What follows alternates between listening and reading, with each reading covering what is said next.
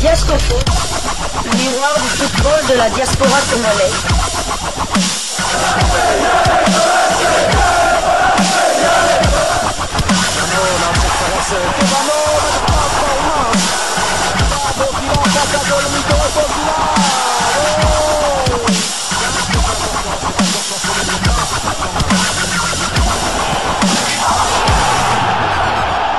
Diascofoot, le miroir du football de la diaspora congolaise.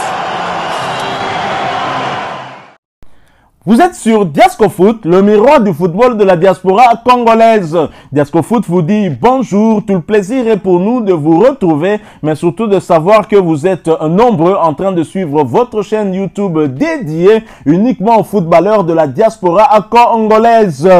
C'est l'heure de partager avec vous quelques news que nous avons pu récolter pour vous, des news concernant la tanière des léopards de la République démocratique du Congo, et cela dans le cadre de cette première livraison sportive de ce dimanche 29 décembre 2024. Une livraison qui nous emmène du côté de la Confédération africaine de football association pour vous partager l'écho de nos adversaires, de nos derniers adversaires. Mais finalement, la Tanzanie accompagnera bel et bien la République démocratique du Congo lors de la prochaine Coupe d'Afrique des Nations.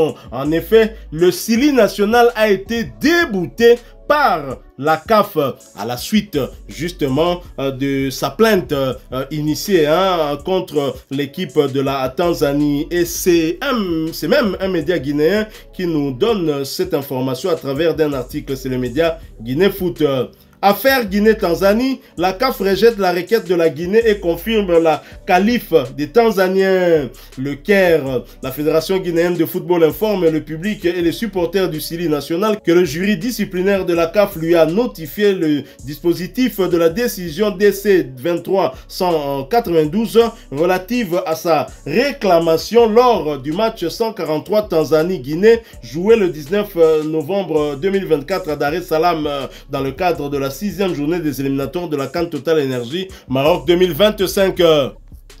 Dans le dit dispositif, le jury disciplinaire indique avoir statué le 19 décembre 2024 dans la composition suivante: Ousmane Kane, Sénégal, président; Golbassia Félix, Tchad, membre; Issaka Douma, Niger, membre. Décision. Le jury disciplinaire de la CAF 1 dit que la réserve déposée par la Fédération guinéenne de football lors du match numéro 143 Tanzanie-Guinée est recevable en la forme.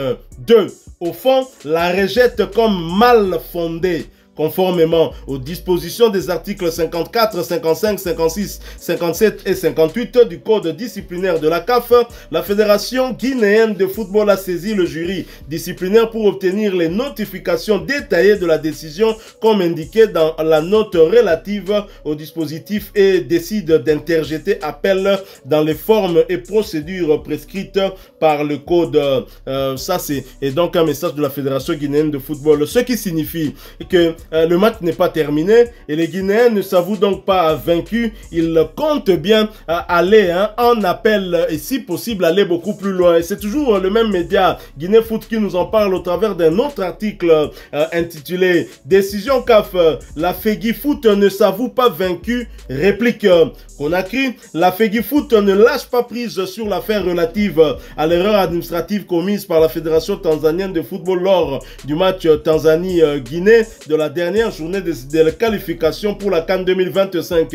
Même si le jury disciplinaire de la CAF a confirmé la qualification de l'équipe nationale de Tanzanie, la Guinée croit encore en ses chances, quitte à saisir le TAS ou la commission d'appel de la CAF pour se faire rétablir dans ses droits. C'est dans ce sens que la Fédération guinéenne de football vient d'adresser un mail réponse à la CAF pour demander les motivations de la commission disciplinaire de la CAF qui a confirmé la qualification de la Tanzanie. Nous sollicitons la suspension formelle des détails pour présenter et motiver notre appel. Nous estimons qu'il est nécessaire d'avoir une motivation complète de la décision afin de garantir l'exercice de notre droit d'appel dans des conditions équitables et éclairées, estime la Fegui Foot dans ce courrier transmis à la CAF. Donc voilà, donc la FEGIFOOT ne s'avoue pas vaincue, mais est-ce que ça vaut la peine d'aller jusque-là? Et la Fédération guinéenne de football promet d'aller même jusqu'au tribunal arbitral du sport. Je ne sais pas,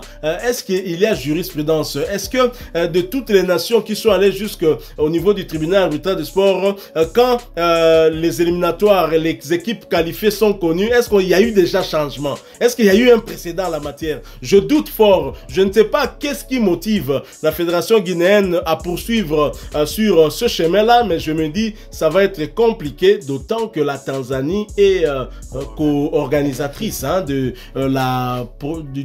CHAN, prochain championnat d'Afrique des Nations, justement. Et donc, comme moi je le pressentais, je voyais vraiment mal la CAF donner suite à la plainte de la Guinée, justement parce que de un, l'erreur, c'est vrai que l'erreur du numéro, c'est d'abord une erreur du staff tanzanien, mais il y a aussi l'erreur du commissaire du match, qui n'a pas vu dans la feuille du match que le joueur qui portant le numéro 24 ou 26, je ne sais plus, au fait, le joueur qui devait porter le numéro 24, il avait porté le numéro 26. Déjà à ce moment-là, avant même que la rencontre se joue, le commissaire de match aurait dû revoir cette erreur, mais ils ont laissé passer ça. Pire encore, ce joueur était sur le banc. Lorsqu'il fait son entrée au jeu, il y a des vérifications. Il y a des vérifications, c'est le numéro 26 qui est brandi. On voit encore le quatrième arbitre avec le panneau. C'est le numéro 26 qui est, donc c'est le numéro 26 qui... Ce qui signifie que la CAF est pleinement consciente que c'est la CAF. C'est la CAF qui est... On ne parle pas du commissaire au match, c'est la CAF. C'est la CAF, exactement. Donc débouter la Tanzanie, ça veut aussi reconnaître l'erreur de la CAF. Que faire maintenant? Puisque la Tanzanie n'est pas seule fautive dans ce cas d'espèce. Moi, bon, c'est vrai que nos amis guinéens veulent faire un recours, mais comme vous l'aviez dit, il n'y a eu jusque-là aucun précédent. Et je vois vraiment avec quels arguments ils viennent. Quels nouveaux arguments viendront-ils exposer lors de leur recours, justement. Donc c'est compliqué. C'est très compliqué, hein, même si les Guinéens persistent et signent qu'ils vont en tout cas recourir à tous les moyens à leur disposition, donc notamment faire d'abord l'appel au niveau de la Confédération africaine de football association, ce sont des mécanismes prévus, mais si ça ne marche pas auprès de la Confédération africaine des nations, c'est monter plus haut, aller auprès du tribunal arbitral du sport. Ça rime à quoi tout ça? Finalement, la Guinée, je pense que la Guinée a échoué sur terrain. Ils ont perdu sur le terrain. Ils ont perdu sur le terrain. Ça ne sert à rien de remuer encore le couteau dans la plaie, parce que je m'imagine que beaucoup de nos frères guinéens ont déjà fait le deuil de cette qualification. Ils sont passés à autre chose dans leur tête. Mais finalement, la fédération leur donne cet espoir. Et la CAF dit non, vous n'avez pas raison. Votre plainte est recevable, mais non fondée. Alors, qu'on s'arrête là. Donc, aller encore beaucoup plus loin, ça n'amènera rien, parce que je ne pense pas que la CAF va se dédire, parce que la CAF est tout aussi responsable de ce qui s'est passé. Donc, l'erreur, parce que des changements, les joueurs n'entrent pas comme dans leur chambre. Avant d'entrer, il y a des vérifications qui se font au niveau de la table du commissaire au match, sans compter le quatrième arbitre qui brandit aussi cette pancarte-là pour faire les changements. Et donc, à partir du moment où il a indiqué le numéro 26, ça veut dire que la CAF est pleinement consciente qu'il s'agissait du joueur avec le dossard 26. Justement, parce que lors de ce match, normalement, il ne devait pas y avoir de numéro 26. Mais déjà, lorsque la CAF brandit le numéro 26, ça ne sert même plus à rien d'incriminer nos amis tanzaniens, bien qu'ils soient fautifs. Mais dans leur malheur, la CAF est passée, cette erreur est passée sous les mailles défilées. C'est une affaire que nous allons continuer à suivre, bien évidemment, parce qu'on a partagé le même groupe avec ses amis guinéens et même tanzaniens, et ceux qui viennent critiquer Sébastien Desabre. Voilà que nous dormons tranquilles, malgré nos deux défaites lors des deux derniers matchs de ces éliminatoires. Mais nous sommes tranquilles. Nous attendons le tirage au sort le 25. Nous attendons simplement le tirage au sort. Donc, vous voyez que Sébastien Desabre avait réalisé un très très grand travail de nous qualifier après 4 journées 4 premières journées. Et donc voilà que nos amis guinéens et tanzaniens sont en train de se disputer. Parfois les Tanzaniens peuvent aussi avoir un peu peur. Et donc félicitations une fois de plus à Sébastien Desabre parce que il nous a en tout cas il nous a aidé à ne pas avoir de la tension avec des calculs. Parce que là les Guinéens sont en train de continuer à calculer en espérant que au niveau de l'appel ça puisse marcher.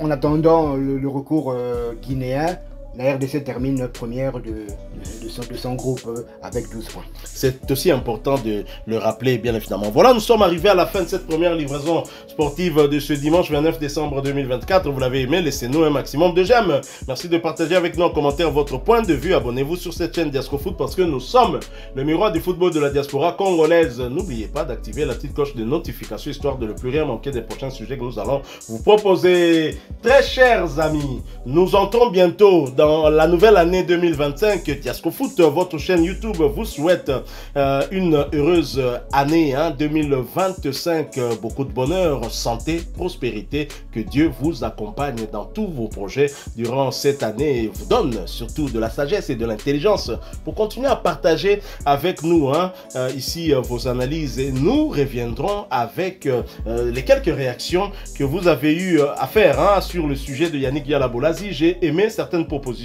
notamment je pense de Mukonzi Ndembo.